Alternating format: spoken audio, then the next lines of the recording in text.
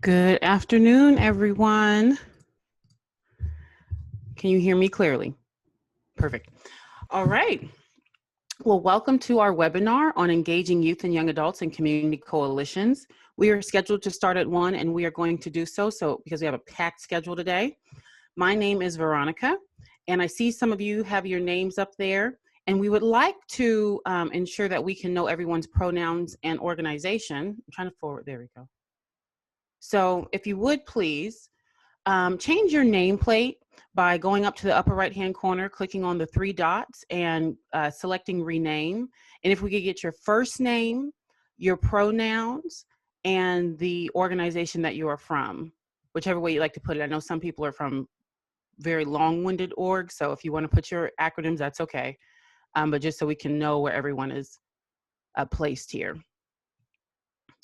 All right, and we have a packed house, so we're going to be letting people in not the entire time, but for the first few minutes, I'm sure. Okay, I'm trying to hold on. It's jumping. 1 second. Okay, there we go. Also, just to inform people, some people are new to Zoom. So if you want to mute yourself or stop your video, you go to the bottom left-hand corner of your screen, and you'll see those 2 little buttons there where that red arrow is pointing. And you can click on those so we can see you or so we can hear you. And then also, if you'd like to change the virtual background, you can select the little arrow next to the video camera and scroll up, and you can choose to change your background if you'd like. There are some backgrounds that are already placed in there, and there are some that you can get off of Canva at a later date. Then we're going to be in breakout sessions. So these are going to be assigned to you a little bit later on, not immediately. And there'll be a little dialog box that is going to pop up, and you just click join whichever room you're being placed in. And if you're so moved, which we would love for you to be, to react in any way, but you don't want to unmute and you do not want to put anything in the chat box, you can just select the thumbs up and the clapping hand so we can know that you're here and you like what you're hearing. Okay.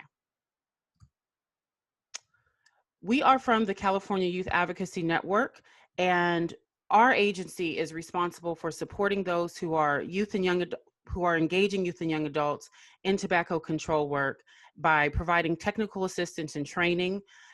We also do statewide policy and advocacy campaigns. We create educational materials, and there's opportunities for networking with other people in the state in opportunities like the strategy exchange call. I'm sorry, I was losing my train of thought there. 1 second. My computer keeps stalling. There we go. Okay. So these are the 3 categories of us. This is the youth. I am a youth program coordinator, and we increase and strengthen youth engagement in the state. There's the young adults in colleges. Our colleagues are here today, and you'll see them in just a second on the next slide. And then, like we said, emerging products. So when we talk about educational materials and publications, it can be around the emerging products in the tobacco industry.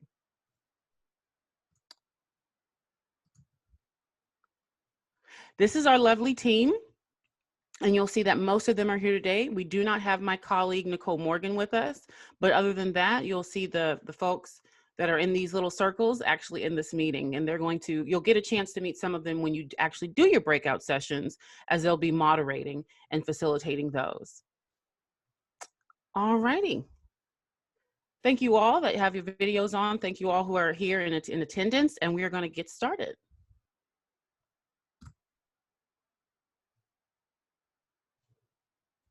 Thanks so much, Veronica. Hi, everyone. I am Kim Homer-Vagadori, and so I'm one of the team members here at the California Youth Advocacy Network.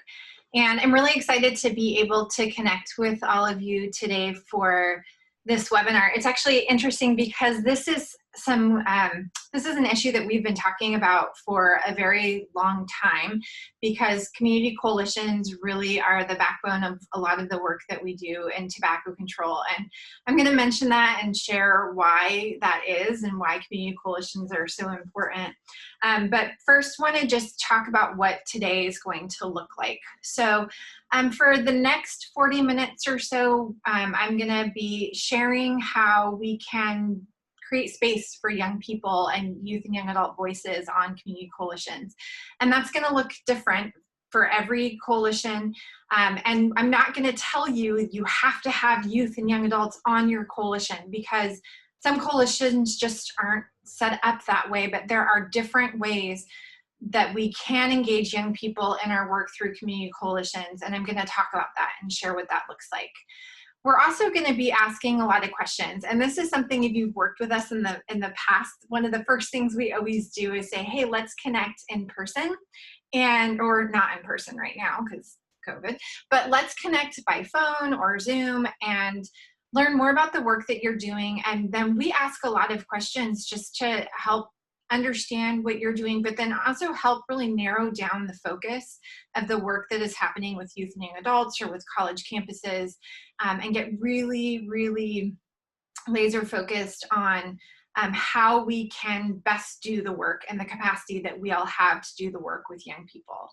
And then the last part of our time together, we are going to be in breakout sessions and be able to share what you all are doing at the local level to make sure that youth and young adult voices are part of your community coalition. So what we're going to be talking about from this end is kind of the higher level of ideas. And then we really can't wait to hear from all of you about what you're doing and how you're implementing that and what it looks like. And then hoping that you all get to learn from one another. And as Veronica had mentioned, and that's one thing that we value so much, is this opportunity to network all of you together to share best practices and strategies, so we don't have to recreate everything we do every time we do it. So how that's going to look is really setting the stage. So want to make sure we're all using the same terminology and words as we're having this conversation. We're then going to talk about what those strategies are for engaging young people based on your organizational capacity to do so, and spend that rest of the time in brainstorm and discussions and answer any questions that you might have. So the language we're using today for youth, when we talk about youth, specifically talking about young people in junior high and high school. So we do recognize that some organizations may work with elementary school students. Oftentimes, though, that work really focuses more on an educational perspective. From our standpoint, the work that we do with young people is about engaging them to do advocacy and policy change work. And so most of that work focuses on working with middle schoolers and high schoolers. When we talk about young adults, that is 18 to 26-year-olds. So that number, that end number, the 26, actually changes all the time. So you can really define it, but it's essentially transitional age young people. Usually they're 18, they've graduated from high school, and they're at that in-between place of going to college, going straight to work, going into the military, and then before transitioning into adulthood and full-time jobs and all of that. And then community coalitions. So these are the coalitions that exist within every county. So all local aid agencies are funded to help facilitate coalitions. And coalitions are spaces within counties and then our 3 cities that are able to come together to network, to share resources, to talk about the work that is happening in their communities, and then to collectively advocate for a variety of tobacco control initiatives that exist. And so these coalitions have been around for a very long time. So when you hear me talking about coalitions today, I'm not talking about youth or young adult centric coalitions. So a youth coalition will be a coalition where there is maybe 1 or 2 adult partners, and then the rest of the coalition is our youth. And those coalitions are important.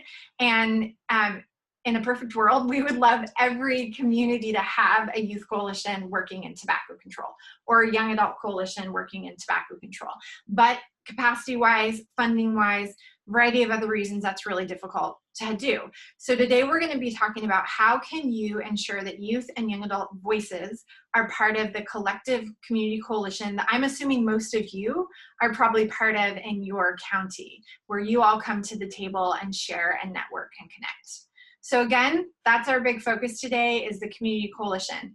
Of course, if you have any questions whatsoever about youth coalition work or young adults or college coalitions, we would love to connect with you directly and talk about that. And we can also provide future trainings on how to support youth and young adult coalitions, how to recruit, how to operate, all of that. that work. But today, again, the focus is on the community coalition side.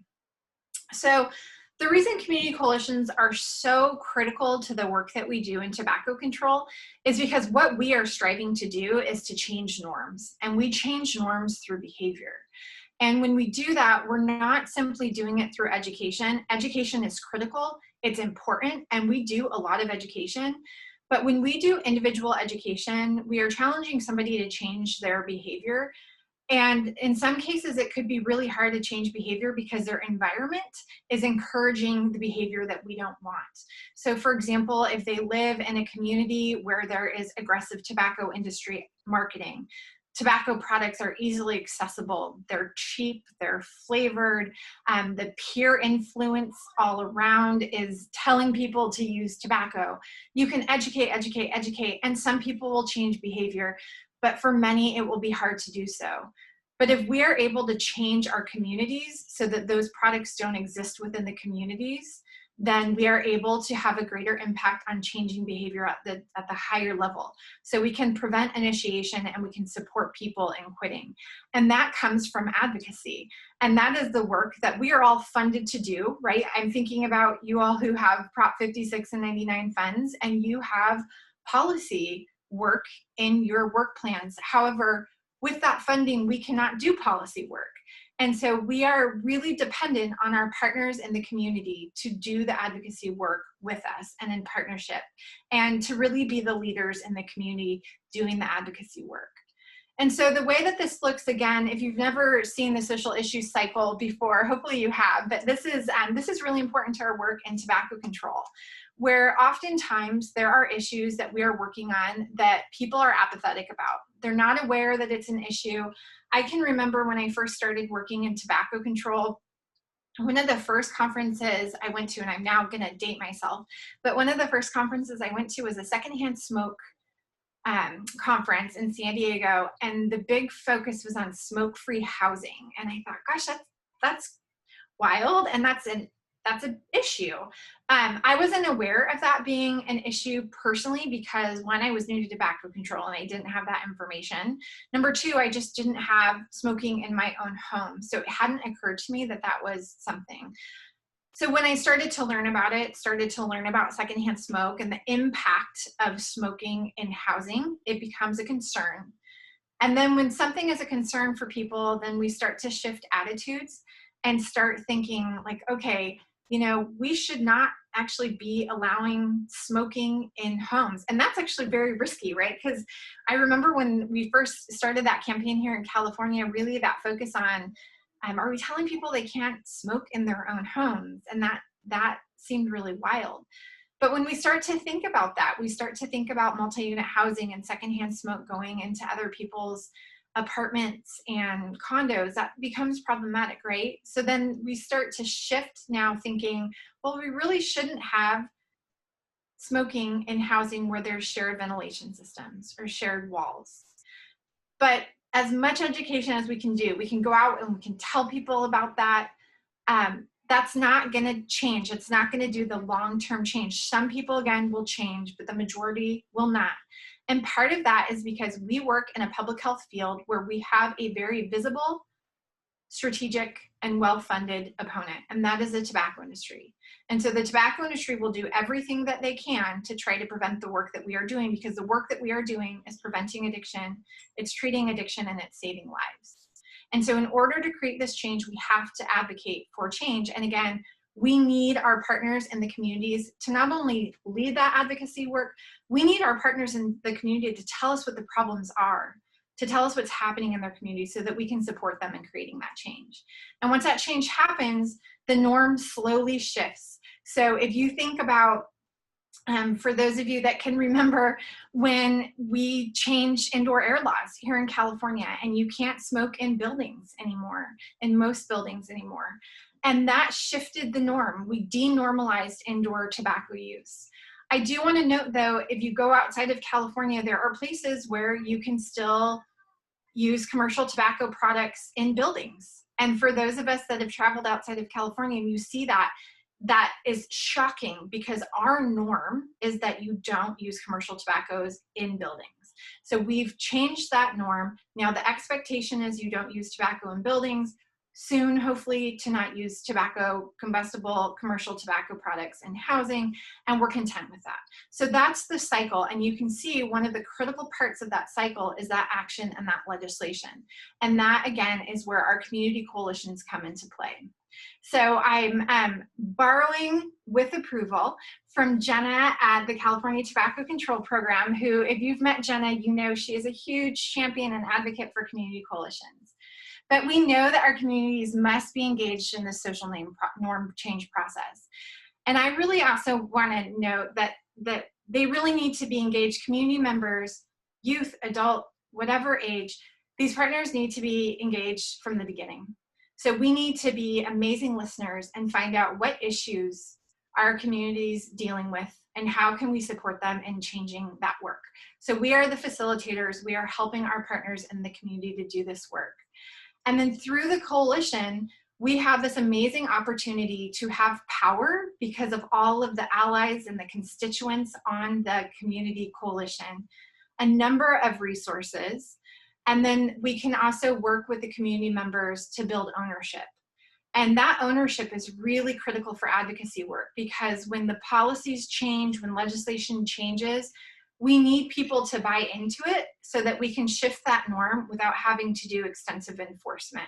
We really want to be able to shift the behavior versus just by shifting that norm because of the ownership versus having to do any level of enforcement. And again, this is something that we do in partnership with our community members, not something that we do for our community members. And so I just want to note, talking about youth and young adults specifically, sometimes we will hear this idea that young people are non-traditional partners, right? So we, in tobacco control, we need our non-traditional partners to be part of our tobacco control work. That is critical to our efforts.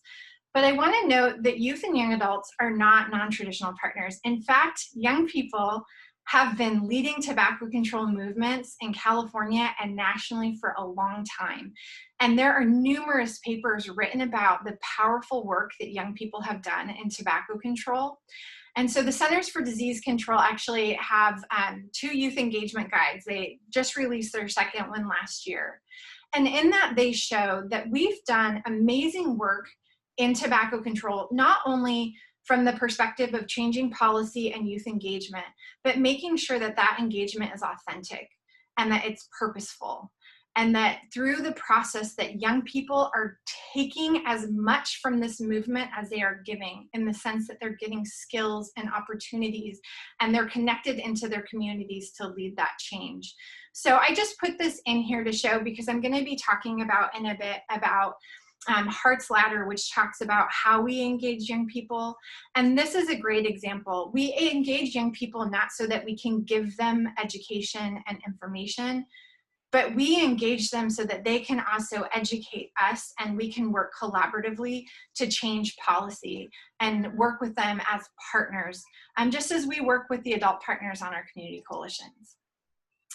So many of you, and hopefully most of you, are already at some level engaging youth or young adults in your community. So you may have a coalition that is mostly made up of youth or young adults. You may recognize you don't have the capacity to work with a coalition directly, and so you subcontract out funding to youth serving organizations or young adult serving organizations in your community, and those partners come to the table and do advocacy work and lead policy initiatives.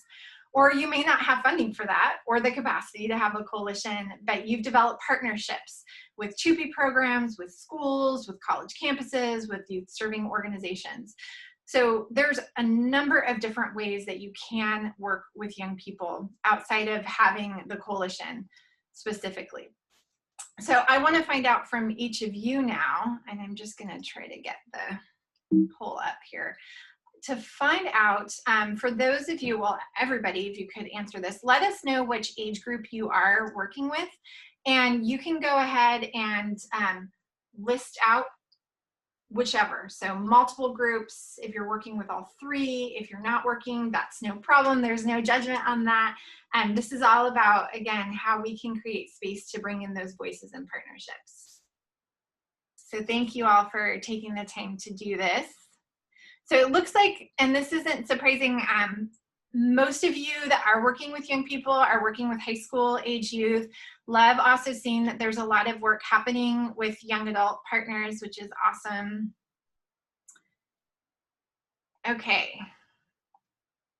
So we have most of you who voted, so I'm going to go ahead and end the poll. And just to show you who's on the call today. So you can see that about 75% of you who are working with young people are working with high school age young people. And then 45%, that is awesome that it's working with young adults. We're always looking for new strategies working with young adults. And I thank you for those of you who aren't working with youth and young adults yet. I hope that the webinar today can provide you some tips and different strategies to bring those voices to your coalition. Okay, so the second poll we're going to do is for those of you who are working with young people, what does that look like? Do you have a youth and young adult coalition? Are you subcontracting out your youth and young adult work with youth serving organizations?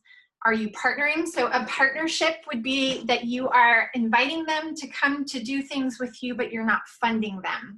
So they're involved, but they're not getting any funding to be able to do so.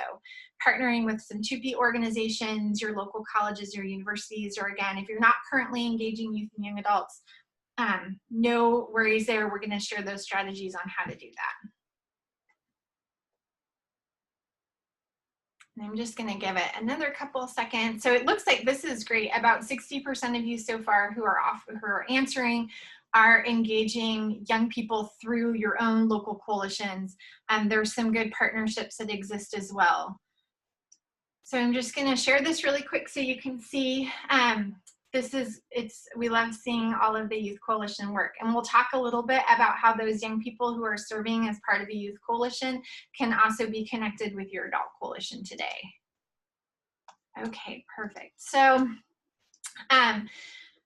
again, every way that you work with young people, whether it's through coalitions or subcontracts or partnerships, all of those voices can feed into the work that you are doing with your community coalition. And if you're not yet working with young people, maybe you don't have the capacity to do so, the funding to do so, definitely want to share strategies today about partnerships, because partnerships are great ways of bringing voices to your community coalition and inviting them into that space. So I mentioned we like questions, so I'm going to share with you some of the questions that we always ask people when we first connect. So why do you want to engage young people? So what is it, just thinking about it yourself, why do you want young people at the table? There's a lot of different reasons. They're creative, they're passionate, they have incredible voices, they are a lot better sometimes at social media than we are. So there's a lot of different reasons that we might want, something that we might want for young people. But we have to think about what can we give young people, right? So that's part of coalition, is it's a give and a take. So things that we want from our partners in the community, we also have to give back to them. And so what is it that you can give youth and young adults who you're inviting to the table, whether they're part of your coalition, your adult coalition, your community-based coalition, or if you have a youth or young adult specific coalition, what is it that you're able to give them? And we'll talk about that a little bit in a bit. And then again, always just assessing your organizational capacity to be able to engage young people. And that includes what funding you have, that includes transportation, all sorts of things. So we're going to be going through some of the different things specific to community coalitions today and what it looks like to have the capacity to engage youth and young adults. So I also want to note that it's important that we recognize that how we engage young people and community members to that point looks different. And so we have some community partners, some youth and young adults that we work with who might be committed to doing a one-time project, or get involved with an activity, but they can't commit to long-term engagement. So we look at that as low intensity. So they want to stay connected in the sense that they want to get involved in something, but they can't really dedicate a lot of time. On the other end would be the high intensity. So these are people who are part of the coalition, they're attending the coalition meetings frequently, they're part of the campaigns, they're like in this, they can dedicate a lot of time and leadership to this. And then obviously in between, there may be individuals who can show up and do different activities, but not necessarily commit to an entire campaign. And so it doesn't matter what level of engagement, all of these levels are important, and we need partners to join us in each level of engagement. However, what that looks like and what we're asking and what we're providing is also going to look different. So thinking about your community coalition, I just want you to take a minute, whether or not you're from a local lead agency and you're helping facilitate that coalition, or if you're from a competitive grantee or community project or regional project, think about the coalition that you might be involved in. And typically high intensity engagement means you're regularly attending those meetings, whether you're meeting quarterly or bi-monthly, you attend those meetings, that you get email correspondence and that you're responsive to that email correspondence, and that you also probably participate in a committee. Most coalitions have subcommittees or task forces, and then your role as a member is you're probably participating in one of those committees. And then you're also participating in coalition planning and activities. And I'm on the Sacramento County Coalition, and I know that many of the partners who are at the table are from local and regional projects, and many of them are leading those activities, and they're part of the coalition. And as I have a higher intensity level of engagement with the coalition, I participate in a lot of that planning and activities as a member of the coalition. But with low intensity, that looks a little bit different. And this is where we have to think about again, those community coalitions. Are we asking young people to commit to being on that high level where they're attending meetings, they're responsive to emails, they're participating in all of the planning and all of those activities? Or do we want to create a space for them to participate in activities and to share updates and to let us know what's happening? And so if a local coalition, a youth coalition is doing a bunch of activities and they're separate from the community coalition, are we inviting them to come to the table and share what they're working on? And so that's what that is looking with. So really think about your coalition and the work that you are doing through that community coalition. So most of what we have seen with the coalitions across the state, and again, I'm not saying this is a bad thing, but what we see is that there's different types of coalitions that exist. So there's adult-centered leadership. So these are coalitions that are usually run by adults, mostly attended by adults. Membership is primarily adult.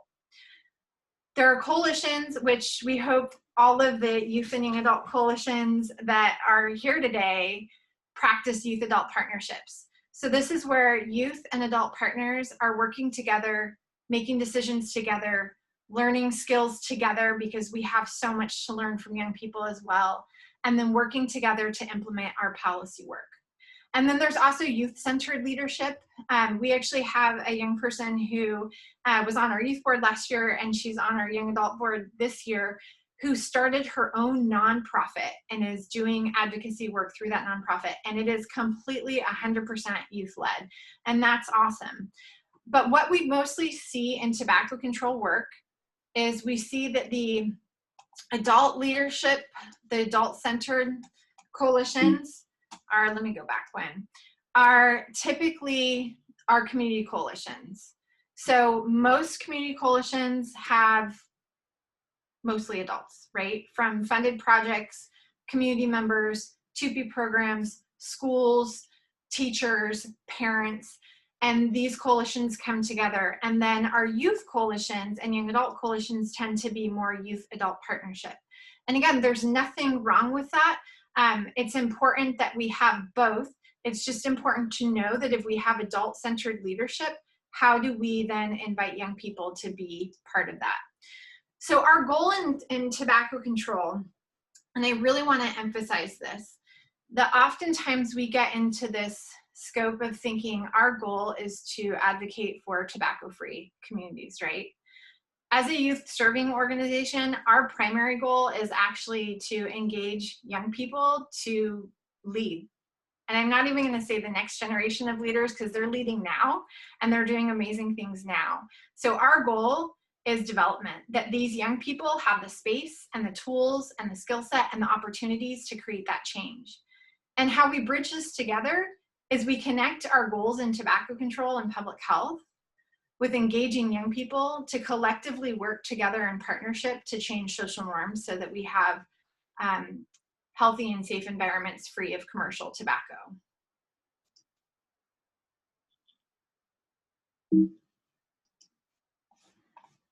Okay, so I just also want to note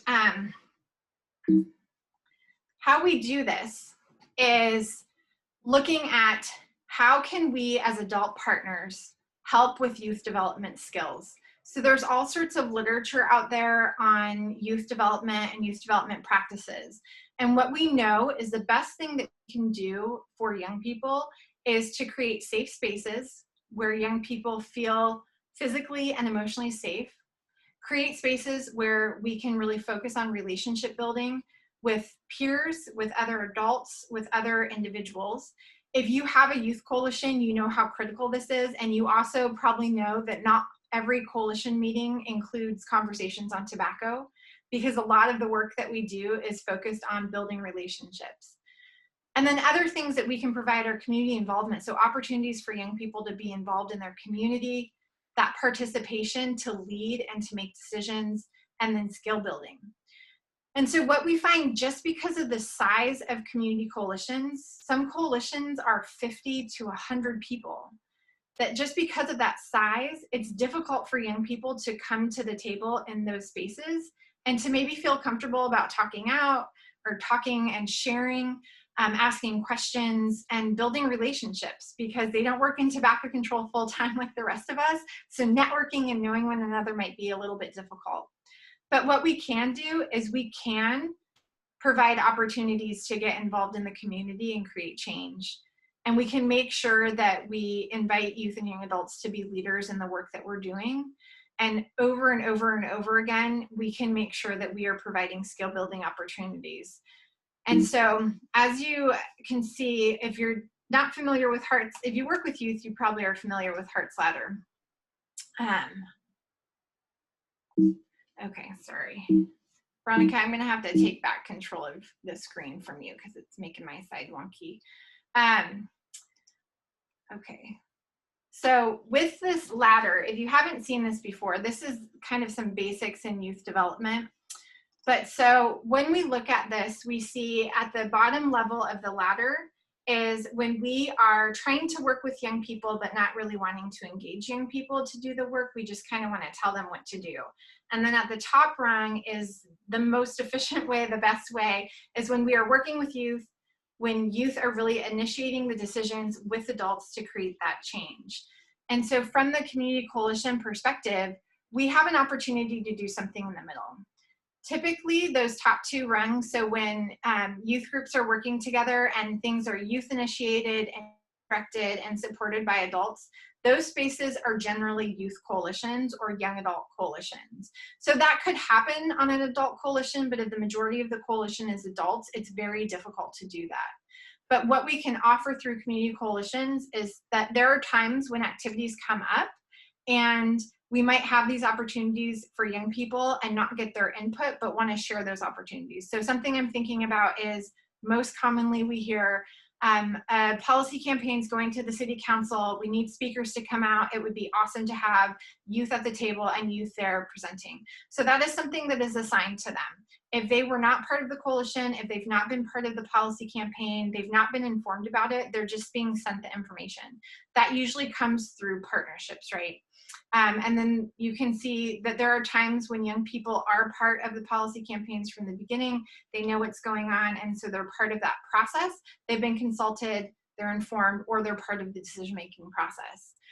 So the tricky part is with step number 4, that assigned but not informed, and all the way down. Because what we want to do is we want to avoid that tokenism and the manipulation.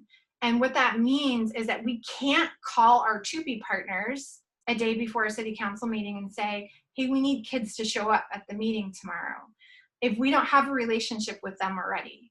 If the youth that are working with our 2P partners are already engaged and excited about the work and are trained and comfortable and have already said to their partners at 2P, we want to do this work. This is something that we're passionate about. So if that has happened, then that's great to share those opportunities, and we should be sharing those opportunities. But we can't just be reaching out and saying, hey, we need young people. We have actually heard from some partners, and I wish this was a joke, but we've heard that people think that at CYAN we just have closets of kids that we can call and tell that show up to city council meetings or board of supervisors meetings, and that's not the case. Young people who are involved in this work, we spend significant time working with them and building relationships and trust and a lot of skill building, and that is really critical to that work. And so that's what we have an opportunity to do in tobacco control here. So what we want to do is we want to encourage participation through partnerships and get rid of adultism. And I'm going to share some of the most common things that we hear. And I always try to not do this also as a parent myself, where I'm trying to tell my kids like, oh, you don't know because you're so young. You can't possibly understand. I don't know. I started tobacco control when I was really young, and I used to hear that as a young adult, where it was like, oh, are you one of the kids here? You don't really know what you're doing. And that's really demoralizing as a young person who has skills, who has leadership, who's involved, and then you're told, no, you actually don't know. So that's something that we really focus on. I know that Veronica and Nicole are leading a webinar on adultism and how not to do adultism on December 9th. So we'll be sending more information on that soon. And the other thing is community involvement. We have heard time and time again from young people that they are part of their communities. They want to be part of creating safer and healthier spaces in their communities. And so through the coalitions, we have opportunities to link the work that we're doing in the communities with the work that young people are passionate about. And we just have to, again, make sure that everything is intentional. So using the example that I talked about with the city council meeting, it's not wrong to reach out to community partners and invite young people to participate in city council meetings or board of supervisors meetings. We just need to make sure that young people want those opportunities, that we're respecting their time, and that they have the skill set and the training already provided so that they can be successful in the advocacy work that they're doing. So now I just want to look at the structure of community coalitions and help you just think about things that you need to be considering as you think of, do we want to bring youth and young adult partners to the actual table to be members of high intensity activities with the coalition? Are there other ways that we can create space for youth and young adult leaders to be part of the work that we're doing through those coalitions? So with coalition membership, simply just think of, what does it mean to be a member of the coalition? What are the expectations of your coalition members? And are those expectations realistic for youth and young adults? So I'm going to talk about this in the next slide, but when we think about participation in meetings, so if part of being a member is you have to attend a certain number of meetings per year, you're going to want to think about, what time is your meeting? And when are you meeting, and for how long? And is it realistic for young people to show up to those meetings? And so if it's not, then you either need to change the ask of the memberships, or you just need to be comfortable with knowing that this membership isn't necessarily set up for youth and young adult members, but you can still have youth and young adult partners that you can work with through this.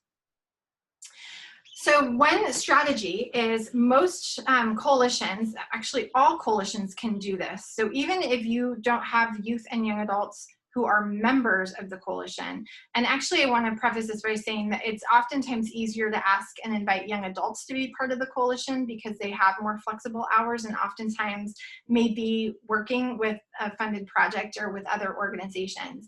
But with youth, their schedules are pretty rigid with school. And so coming in the morning to a meeting is really difficult. But we can ask our partners, and I really would love to hear specifically from those of you on the call who have partners on the coalition who are from youth serving organizations, from campuses, who are those people? So some examples are 2P programs, Parks and Rec, parent organizations. Friday Night Live is a popular one. So if you want to share in the chat box, who are other organizations or groups that are from youth serving entities in your community, or that work with young adults in your community that are on your coalition? They're adult partners that work with young people. So if you want to just share that in the chat box, I'll read some of that off. And then I also want to note that while we invite these individuals, oh, I'm going to stop to do this because I love what Nancy said. Peer Court, awesome. That's a great group to include. Key Club, Kiwanis Club, so community-based organizations who are really focused on community service. That's really a great one too, Laura. Thank you. And you'll have more opportunity to share some of the other groups that you work with. So bringing 2P, Shannon just shared 2P, Rotary clubs. We know some groups that have partners from youth commissions who are part of their coalitions. So you might not be able to invite youth and young adults to the actual community coalition, but you can certainly invite their adult partners to the coalition. And one thing that is critical, and again, not youth and young adult specific, this is really with any of our partners from community coalitions, but we have to give back. So just as they're asking from these partners to come to our coalitions and to give of their time and their resources and their energy, and oftentimes their connection to young people, we have to give back to them with our time and our energy and our resources, especially for youth serving organizations that oftentimes don't have that many resources. Another opportunity is to invite those partners to the table and make sure that they know of opportunities for youth and young adults to get involved in anything that is happening through the coalition, advocacy work, data collection work, and make sure when they come and get involved in that work that we are providing anything we can for them. We are providing space and food and support for that activity. One thing that is awesome to do, and I know some of you are working on this now, are photo voice activities. And photo voice is a really good way for young people to be able to go out and capture the impact of tobacco in the community through their eyesight, through what they're seeing in their local community. And so if you want to do something like that, it's offering this as an activity, and then it's providing that space and the training and food to be able to have the very in-depth conversations that go on through photo voice. If you can provide financial incentives or any kind of support to the organizations that work with young people to support the work that they're doing. And then there's also great ways that you can set up activities and invite young people to them.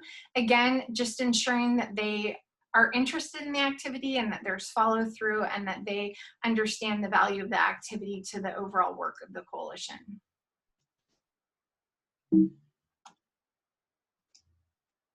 Okay. So the next thing, sorry, my screen's jumping all over.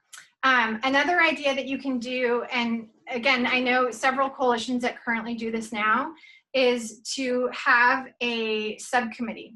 So you can have a youth and adult subcommittee, and that can either be a subcommittee of all adults who are working with youth and young adults, and they share the work that they're doing, they talk about opportunities, and that group is really the advocate for young people in your community to make sure that youth are getting training and skill building opportunities and other opportunities as well.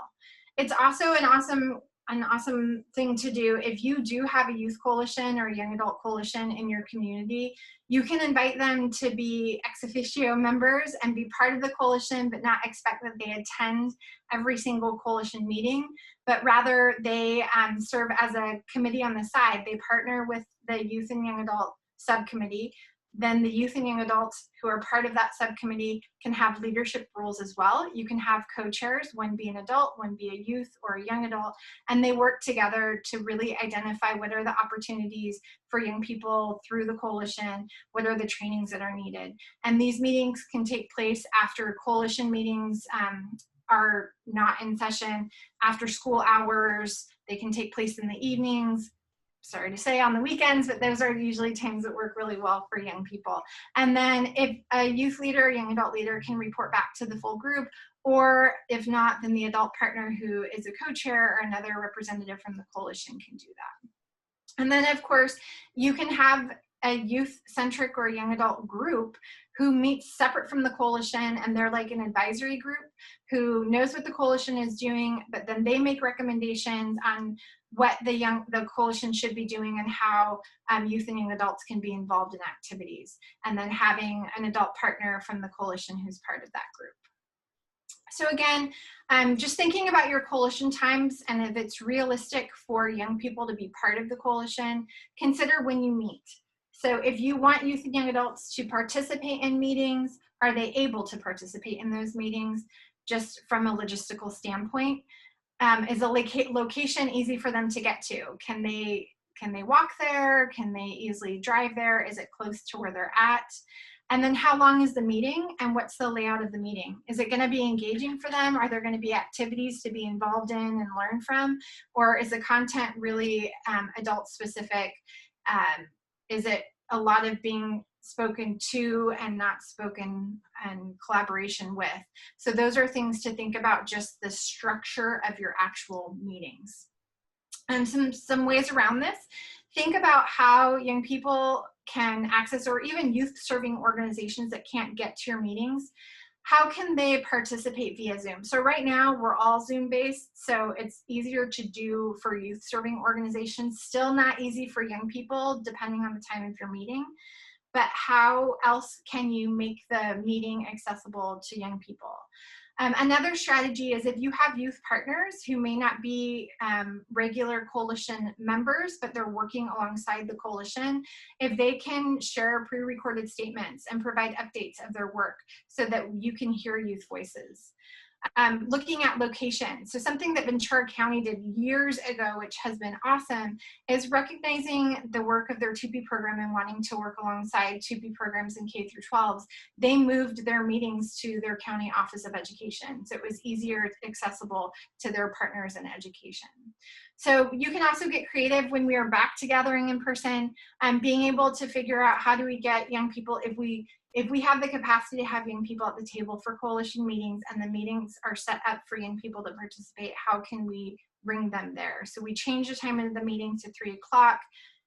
We can invite parents or other adult partners from youth serving organizations to attend, invite them to bring their youth partners as well. Thinking about your leadership, what does your leadership look like right now? So is your chair or your co-chairs or your vice chairs or any of the individuals that you're working with right now, are any of them young people? Or are the expectations for those leadership positions really specific to working adults? And so is there a way to maybe create a new structure or modify the structure for a bit so that you can then say bring on youth and young adults who want that leadership opportunity? And again, that's not just for the overall structure, but also for the structure of your subcommittees and your task force. So some of the things that you can do, again, is just partner with young people and ask them about what they want, what leadership opportunities they want. And you can consider creating a mentorship program so that if you have a chair, that the chair is working alongside a youth partner. Or if you have a subcommittee, I'm thinking again about Sacramento, we have a youth and young adult task force, and the chair is from a local 2P program, and we could open up opportunities for one of her partners to come and participate in the task force and provide guidance. So there's lots of opportunities for mentorship. And I just saw some shout outs from Marlene. Marlene is amazing. She's an advocate in Alameda, and we've had the privilege of serving with her through our college board for a number of years, and she's an awesome champion. Some other things, make sure at the meetings that we have food, snacks, incentives. How can we support young people in showing up and thank them for their time? Some things that we often hear are padfolios are awesome because they're great for interviews, for being able to do college interviews. Course credit, can you partner with your schools for community service hours so that young people are getting something? Or are there opportunities for internships for young adults or even for youth within your organization to be able to support the coalition? And actually, here's another picture of Marlene, and this is from our COF students advocated for a statewide smoke-free, tobacco-free college bill that was vetoed by the governor, but they were amazing champions for that. So thinking about advocacy, what are the issues that your coalition is working on, and are those issues that young people care about? So we have an opportunity to ask young people and ask the organizations they work with whether or not these are issues that youth care about. And so one thing that we really just want to emphasize is that when you are doing strategy charts, you can invite young people to be partners in the strategy charts. And if you have a coalition, we would actually encourage you to lead strategy charts with your youth and young adult partners. So they can do the strategy charts on their own. If you need help, let us know. We're happy to equip you with that. We have a curriculum to help youth and young adults go through the strategy chart process. Making sure, not just for your adult partners, but that you have youth and young adult friendly trainings available for any young people who are going to be involved in the advocacy work at the local level. And then opportunities, opportunities, opportunities. So that's one of the biggest complaints we hear from young people, is that they don't stay engaged because there's never opportunities for them to be engaged in. So keep identifying what are opportunities that you can be providing to youth partners so that they can participate in the work that the coalition is doing. Okay. And then the last thing is maintaining partnerships. So how are you communicating? If you are communicating with youth serving organizations, are they responsive? Are they getting the correspondence that you're sending? Are they responding to it? Are they engaging it? If you are wanting youth and young adult leaders to be part of the coalitions, how do you best communicate with them?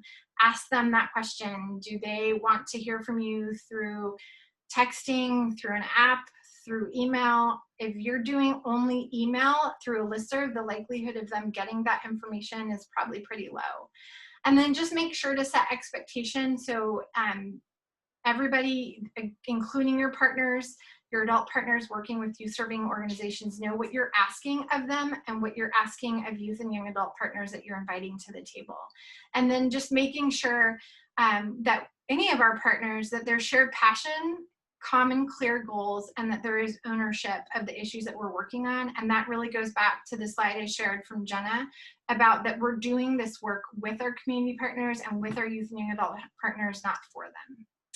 So we're going to take a 5-minute break, and then when we come back, we're going to come back at 1:55, and we're going to have 15 minutes to come together in our small breakouts to talk about what this looks like. So we really want to hear from all of you at the local level on, do you have youth serving or young adult serving organizations on your coalitions?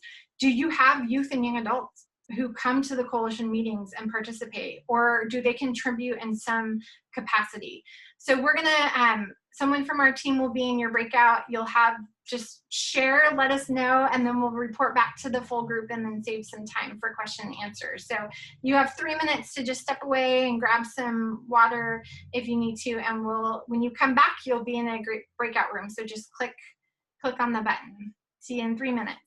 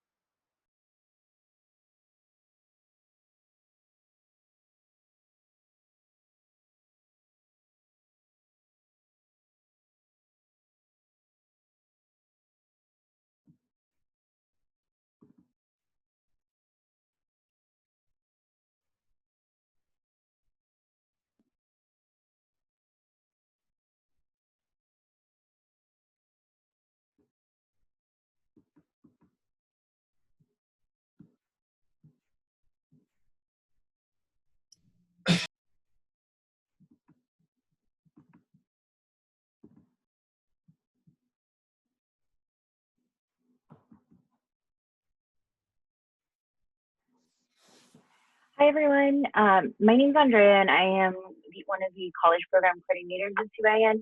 I will be moderating our breakout discussion. And so I just asked so we can know what each of our partners are doing throughout the state. When you share, go ahead and share your name as well as your organization, so we just know who is speaking first of all, and then also kind of your region and what you might be doing with your youth and young adult coalition. So this is very informal, so I'll just start off with the first question, and I'll also put it in the chat. Feel free to unmute yourself or to write your responses in the chat box. I'll just go ahead and write some notes so we can share this out with the rest of the group later on. So the first question is, how has your coalition made space for youth or young adult voices, ideas, and leadership? And again, I'll go ahead and put this in the chat as well.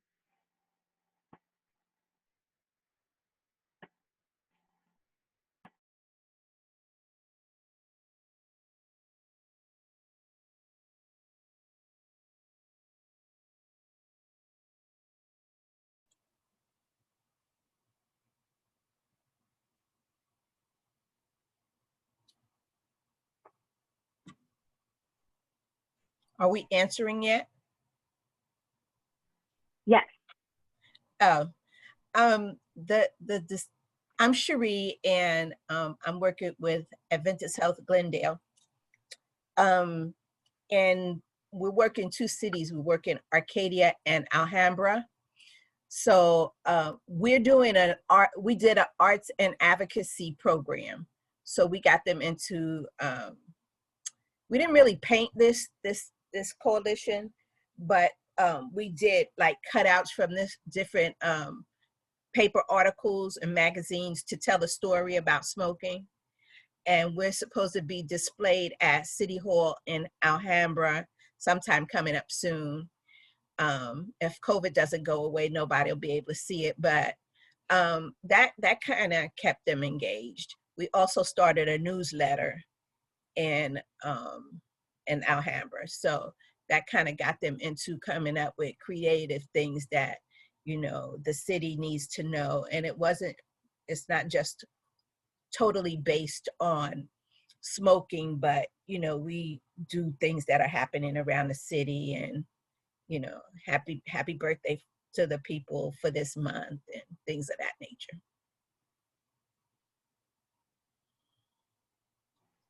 Thanks, Cherie. Anyone else have anything to share about how they've made space? Oh, go ahead, Alex.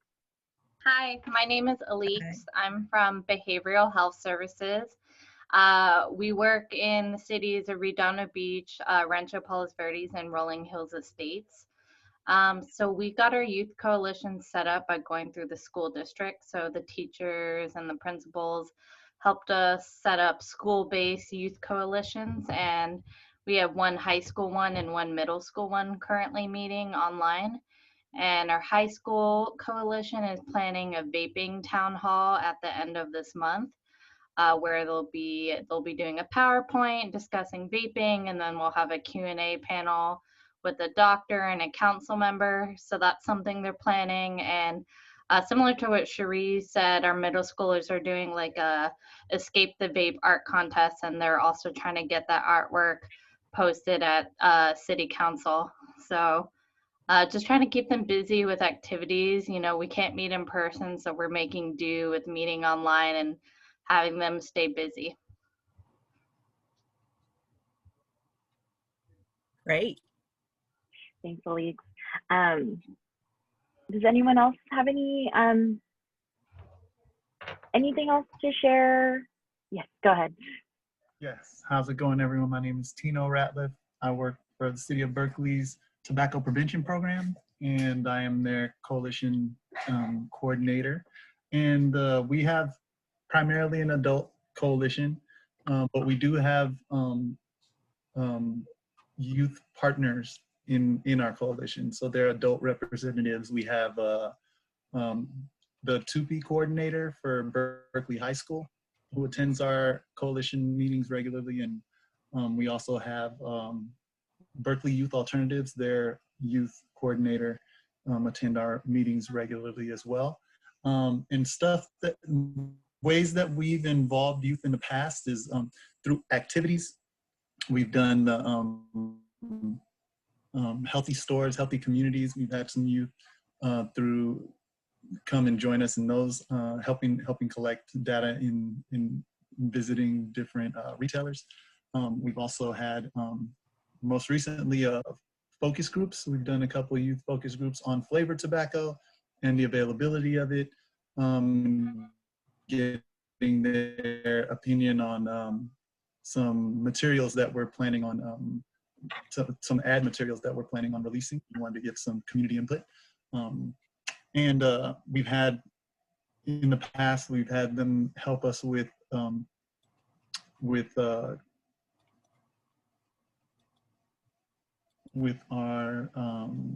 what was it, litter audits. So we went out and collected tobacco litter in certain areas in the community where it prohibits smoking. And those were some ways that we had some youth involvement, but we're definitely looking to increase our partnership with youth, and that's why we're here today. Good. Thanks. Yeah, and it's with COVID and everything being virtual, I know that poses a really a big challenge, but I think we're all just trying to navigate, you know, how to do that during this time. And then I just wanted to point out that Elise had sent out the link for the vaping town hall at the end of the month. If any of you all are interested in attending, it's in the chat box. Would anyone else like to share any ways that they've made space for youth and young adult voices, ideas, or how they've kind of had to keep their coalitions engaged during this time, or it could be even before the pandemic as well? Hi, everyone. I'm Elsa Greno, Project Coordinator at Social Model Recovery Systems in Southern California, Covina, West Covina. I wanted to ask Sherry, for the newsletter, did you create the template for the newsletter and the students submitted ideas, or did the newsletter, were they in charge of creating it? They were all part, they participated, they all did it together. It was the youth and the young adults. And the adults, the young adults and the adults. They all collaborated together and put it together, and yeah, it worked out really well. Oh, that's a great idea. I want to apply that. Well. Yeah, because at first you're hesitant because you don't want to give them too much. You don't want to make it too long. And, you know, now it's up to 3 or 4 pages. They're just putting all kinds of things in there. So it's like, you know, but it's, you know, it's the distribution is getting larger. So that's a good thing. But, oh, wow, that sounds great. I wanted to give a suggestion for the artwork at council for you and for other people. What we had a photo voice, and it was Zoom photo voice. So we did an online gallery. And afterwards, we took the pictures of what the students created, and they're narrating about the pictures and put captions under it and created like a slideshow movie. And we approached city council, and they're hopefully, we're hoping this is happening next Tuesday. We're going to do an educational presentation where we're showing the youth's work, and one of the youth is going to be there to introduce it and talk about her experience. So that's one way to get your students' artwork shown, because the councils, you know, they love it when the youth come and represent the community. So, you know, maybe submitting a request to do an educational presentation to explain the artwork would benefit your groups. Yeah, I have to work on that photo voice thing. Something else to learn. Thank you.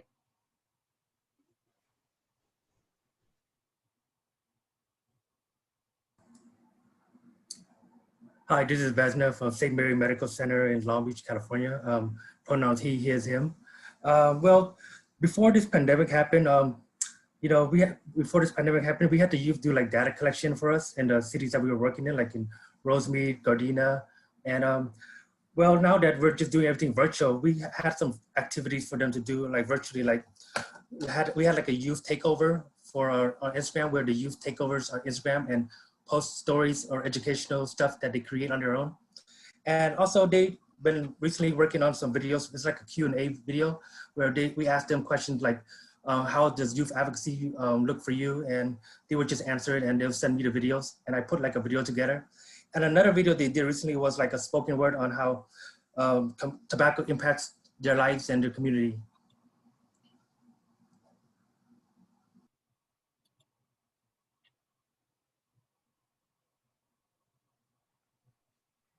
Just taking some notes. Thanks for sharing, Vesna. I think I actually saw the video from at the Appeal conference last week or 2 weeks ago, and it was actually very inspirational to see all the young people talking about how tobacco has impacted them and how they like to get involved. So that's always, I think, a really creative idea, just to get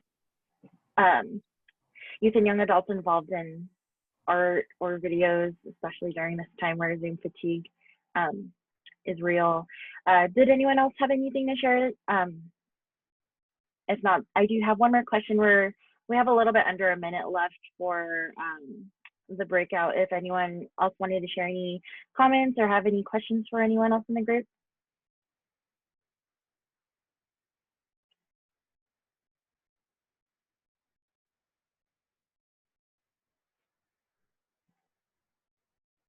Great. Let's see. So we just have 30 seconds. So I will not ask the next question just for the purpose of time, but I just wanted to thank everyone for sharing. Like I mentioned, I did take some notes. We will be hearing from everyone else in the other breakout rooms, and then we'll kind of share out some of the different things that different organizations are doing throughout the state with youth and young adults.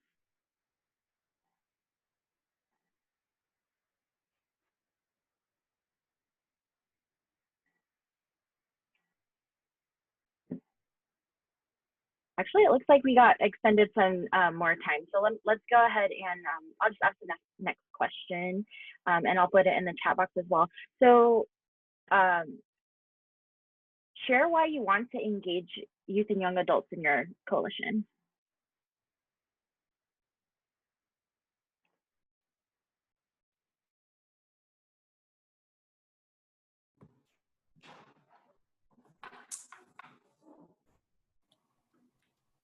Hi, this is Shannon. I'm from Nevada County. I'm the project coordinator, and we have had a long history of youth coalitions.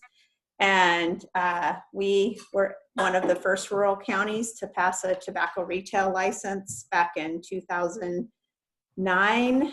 And I truly believe that it was our young people that really got the city council on board with wanting to pass a tobacco retail license. So I see them as a very vital part of our coalition and really help to push the envelope and make the community aware that it is really a youth issue and that young people do care about it. So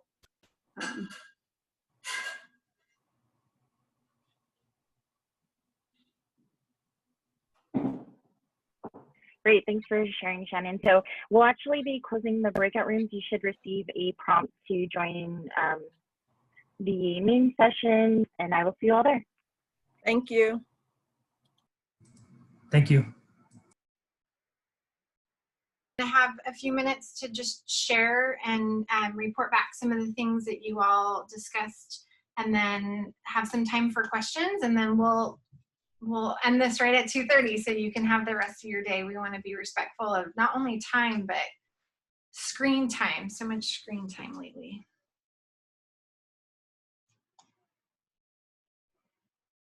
Okay.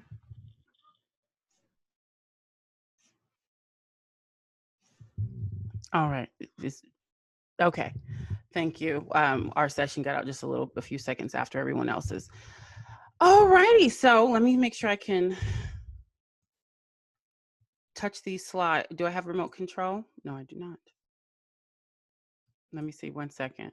What did you all share out? What are some of the experiences that, oh, there we go, that you've all had? This is a new time, I think, for everyone. So there are some people who we found are incredibly like brand new to tobacco prevention as of like Monday, so people are real new.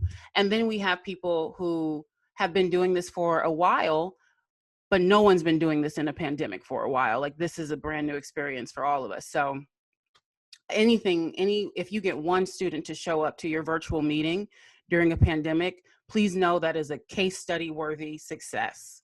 So we can talk about things like that. One student is a lot of students when you're talking about them having these many competing priorities right now. Okay, so let's share. What came up during these meetings?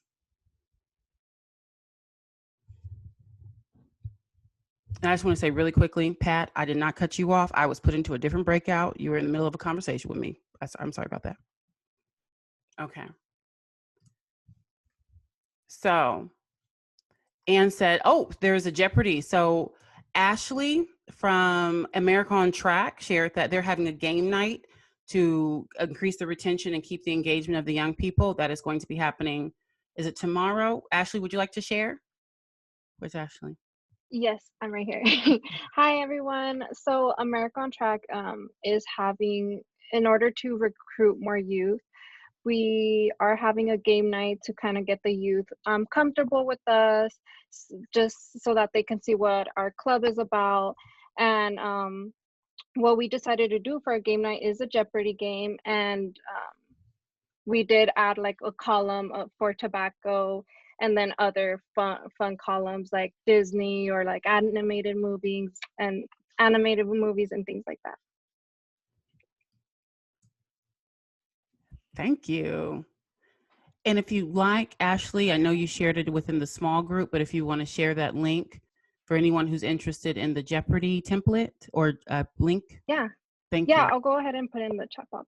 Yeah, I was going to just ask a follow-up question. What format or platform was used to establish the Jeopardy game with people coming in via Zoom?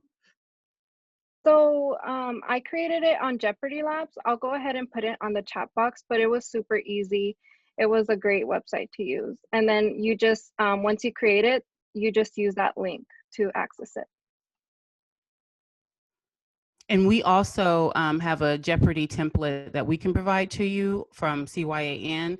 It is PowerPoint. It is not as busy or graphically enhanced as Jeopardy Labs, I'm certain, but it is easy to use, and you can make your own if you want to go to YouTube. That's how I found the instructions for it.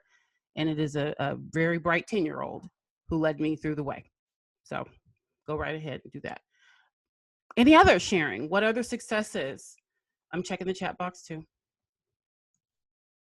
Well, they are all shy. I didn't want to be talking, but one of the things I share, yeah, it is harder to get youth involved, but at the same time, I was saying we're not competing with sports and other things. So youth have more time, and because it's online, it's not like, oh, I don't have a ride. In my case, they show up more, but on the flip side, it's very hard to get new youth, like Ashley was saying. So in my experience, the only youth new that I got is because they know somebody I know. Somebody out of the blue is super hard. So it's because this other adult partner knows the students from this other program. But bringing somebody just because you show up on the screen is being harder. Mm. Thank you for sharing that, which really speaks to relationship building. When you have that relationship established with one student in person or virtual, it means something. It pays off. Thank you, Nancy. Any other successes or stories to share? What are you experiencing right now? Hi, this is Beatriz. I just wanted to share that currently our community coalition was working towards a policy And so they decided that having youth would be a great ally to push forward their policy. And so they came up with a nomination process, and they each nominated a group from their own, who they worked with, their own agencies. And so because this nomination process was, with high honors, and they were being recognized for the work that they had already been doing, they were more engaged or inclined to join the youth group. And so now the Adult Community Coalition and the youth group are kind of working towards the same policy. I was in the group with Vicky, and so she kind of shared with me that the youth are creating a video montage, and that would be the perfect timing to kind of have them join in the Adult Coalition to introduce themselves and to share the video, kind of highlighting it and having, this red carpet event for them to share their process. And so that's one of the successes that we've had with our agency. Thank you, Beatriz.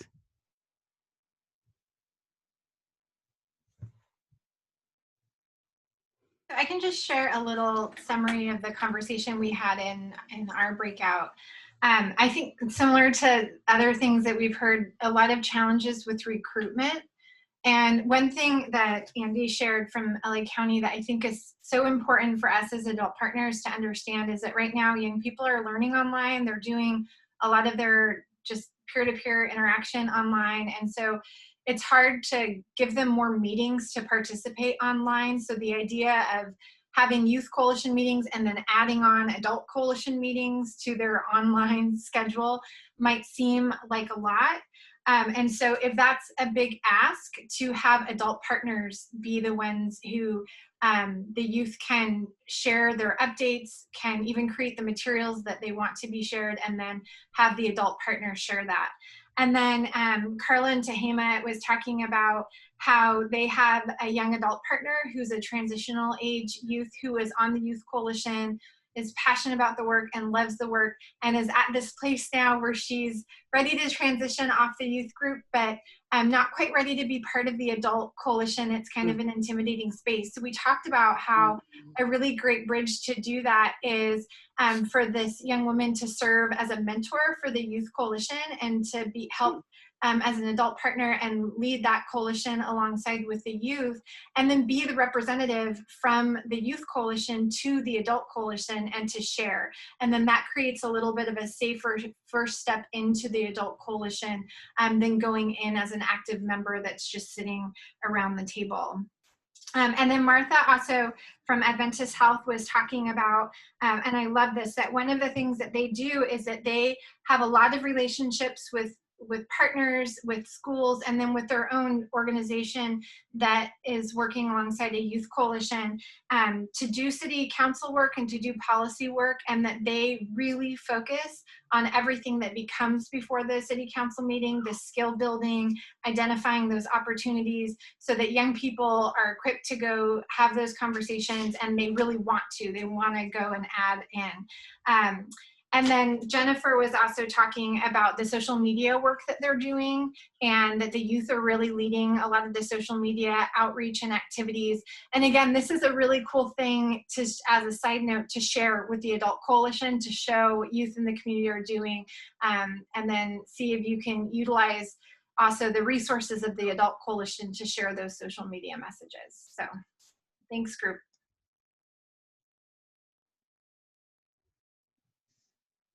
Thank you. Okay. Now we're at 2:20, and we can open it up a little bit more for general questions as well as sharing. Yeah, Kim. Okay, come on now. So we can share some more about what you all were talking about in your breakout sessions, or if you just have some general questions, period, that you would like to ask out to everyone who is here, out to the staff who are here from CYAN. This is a really good time to do it. We have 10 minutes, so we can get to answer some questions and at least get some listed so we can answer them later, maybe a TA call or an email. So there's a whole lot of expertise and experience on this call in one way or another. So please feel free to share out. Any questions? This is Fernanda with Imperial County. Sorry, I know my name pops up as Veronica, I think. Oh, that was you? Yes, it does. So it's Fernanda. Let me see, let me turn my camera on. This is a question that I had brought up during our breakout.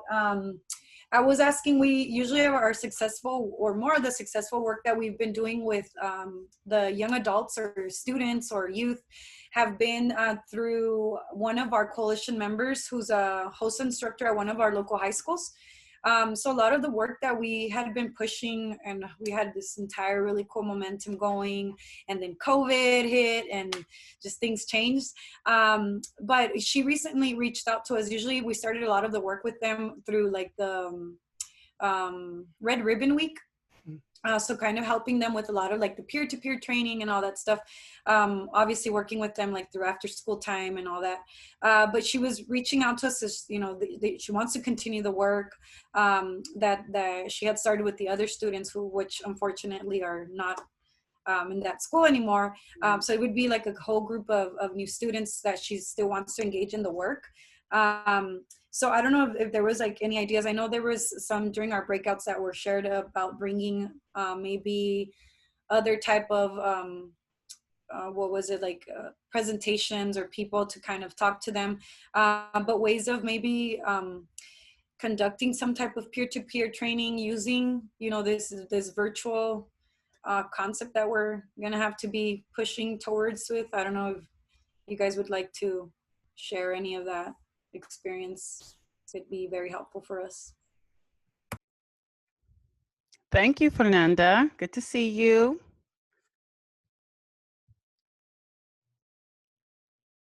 Okay, I'm gonna let that marinate for a second. I don't want to be the first one to have an idea because that's easy for me to do. But in terms of a peer-to-peer style workshop or training, how would that look for your group, for this new group? You know, okay, well, nobody said anything. You know what? I'm thinking that the youth board could be a really helpful tool in that, because they're people who are doing the tobacco work on a local and a state level. And it'd be nice maybe if they could like come in and just do, because this is something we were trying to do and we still want to have these youth coalitions across the state connect. It's a little bit harder, of course, right now for everyone, but our youth board is very present within our organization. So maybe we can talk about doing something like that if you're interested. Yeah, that would be awesome. So kind of her brainstorming idea that she was throwing out for us was, you know, that we provided some type of training, you know, the way that we did before, but in like a video kind of format. And her idea was that, you know, the students can, you know, take away from that and then come up with something, I guess, a project where they would put together, I don't know if she used the word textbook, but so that they can prepare something for the teachers, something that they can learn from about the you know, whole vaping education. And this is kind of a side story, but it happened to me recently. Working from home, I was, you know, listening to my daughter in her PE class, when I can hear like a student in the background, you know, kind of being like disrupting whatever, and I can hear him, and I was like, oh my God, he's talking about vapes, you know, that's what he's talking about. And the teacher had no idea. So the teacher was like, what are you talking about? You know, what is that? And the kid just kept saying, like, it was like these slang words for wheezy, or I forgot what specific one, right? So I'm kind of sitting there like, oh my God, I know exactly what this kid is talking about, you know? So we have this app with teachers where we can communicate, and I just like sent him a message really quick, like, hey, you know, sorry, I just kind of overheard that kid that was, you know, disrupting your class, and this is exactly like what he was talking about. So then I heard the teacher like tell him, hey, you know, you guys are still in class, you know, things can get you suspended and all this stuff. So that just brought me to the attention of like, kids are at home, you don't know, you know, parents are working. So for all you know, the kid can be vaping while in class. I mean, we know that that was happening already. Right. So I guess it just touches back into the importance of, you know, informing teachers and parents, you know, that are home and things to look out for. So I think this would be a really good opportunity use or to have or give the tools to these young kids that can help us, spread that message. Yeah, and Fernanda, I love that. And as you're talking, my brain is just going like this because there's so many things. We actually at CYAN, in order for us to learn the products that young people are using, we have focus groups and we ask them those questions. We actually don't even use terminology. We show pictures and say, what is this? What do you call it? Who do you know that's using it? And such an amazing activity, and it could be kind of a longer term activity for young people, would be to have those conversations. So if they wanted to do like a little poll with their peer group to find out, hey, what products are you using? And then they can take that information and then they can translate it into educational presentations for parents, for teachers. What an awesome opportunity to go to the Adult Coalition meeting and share their findings and what they learned. And that really, again, when we work with youth partners, they are the experts on their community and we have so much to learn from them. And so working alongside them to be able to share that information and educate those of us in the field that need to know what's happening. And that's great skill building. And then, can even be tied into so many more campaigns like social media campaigns, educational stuff. That's awesome. Yeah, I agree. We, our coalition is more, it's an adult coalition, but like I said, our work has been more successful when we're involving a youth. And because of that, I can stand and inform our coalition or, talk about, something vaping related or anything like that. But if we provide those tools to the youth or, these young kids and they send that same message, it just has this bigger impact, and it has worked for us. I mean, like I said, now I know we're not the only ones, but we're just trying to work on how, we can continue doing that and getting these students engaged. I shared in our breakouts as well that we did through the work that we've done with the students through all the peer-to-peer training. We were able to do a community forum. Because of COVID, we had planned 3. We were only able to do 1, but it was a community forum informing just the community in general about vaping, the dangers of vaping. And it was led by students from one of our local high schools, and then involving coalition members from different agencies. So we had the local hospitals, we had police officers talking about the enforcement. So we even talked about maybe bringing that towards the virtual format, for the community, but it just takes a lot of replanning to do. Thank you. All right. Thank you so much for sharing. That was good building. We have 1 minute left on this call. So if you have any questions, if you can share them in a minute, we can't necessarily answer them, but you can also share them in the chat box, and we're saving the chats and we can answer them later on. So again, and in a very personal call, which a lot of people love at the end of the call. So just so you know. Yeah, and I just want to share, Veronica, a couple people did put some things in the chat box, which were great. Alex shared that they are having a youth vaping event that's coming up, which is, we can send out the link. We'll be sending out all of this stuff out to everybody. And Ashley shared the Jeopardy Labs site. Yes. So thanks so much. And then Crystal shared just a great example of recruitment. Recruitment is definitely a theme of challenges right now with COVID. And so Crystal shared that they are planning a film recruitment PSA, distributing flyers and their personal Instagram accounts, and then planning a BYOF, which stands for Bring Your Own Friend Night, for a meeting theme. So that's a great way to bring youth to the table. And then Tino also shared that they have recruited youth through adult partners and youth, and then ask youth to each reach out to their friends. So definitely peer-to-peer recruitment, peer-to-peer education, that always works a lot better than others. So just as a follow-up for this call, we are going to be sharing the recording and the slides, and then also all the links and resources that have been shared. I've seen a couple people already ask Veronica for that Jeopardy resource, so we can make sure to share that as well. A friendly reminder, if you would be willing to complete our evaluation Andrea is going to put that evaluation form there, and when we finish the meeting, you can click it right before you click out. Also wanted to just let you know that our partners at the American Heart Association are currently conducting a series on organizing and community engagement. And their next webinar, which is next week, is focused all on building and maintaining effective community coalitions. So it's a great follow-up to this call to look at having these community coalitions and then utilizing this information to learn how to make sure that there is a youth and young adult voice within the work of community coalitions. So check out the resources from our colleagues at the American Heart Association. And then as Veronica mentioned, if you are working with young people, reach out to Veronica, reach out to Nicole, who couldn't be here today, and we would love to support everything that you're doing. We also have all of our whole team is on today. But if you're working with college campuses as well, Andrea and Alex are on, you can go to our website, cyanonline.org, and get all of the information for all of our staff members and all the upcoming things that we have going on. So thanks so much, everybody, for coming today. And stay tuned for the event that Veronica is doing on December 9th on adultism. And then there's an upcoming strategy exchange in November on...